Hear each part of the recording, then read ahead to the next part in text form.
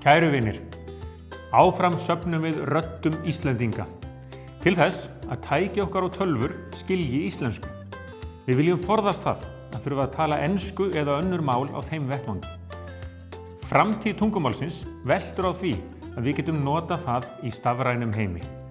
Tungumálið okkar er einstakt og við eigum það saman. Þess vegna skulum við bjarga því saman.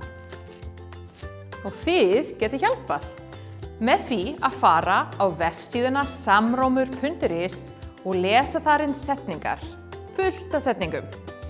Þetta tekur enga stund og það má lesa eina setningu eða 1000, en því fleiri sem þið lesið, því betur skilja tækin raddirnar ykkar. Nú er að hefjast lestrarkeppni grunnskóla.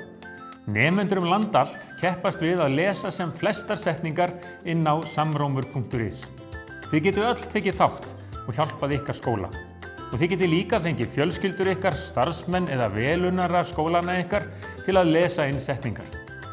Keppt verður í 3 flokkum, þannig að skólar af öllum starfum eiga þess kost að sigra.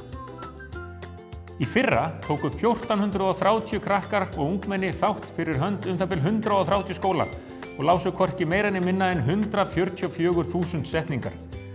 Margir höfðu mikinn metnað til að ná langt og ekki síður áhuga á að móta framtíð tungumálsins okkar. Við tölum öll íslensku á okkar hátt og þess vegna er mikilvægt að sem flestir lesi inn á samróm. Þá munu tækin skilja alla, fólk á öllum aldri, af öllum kynjum og með alls konar framburð.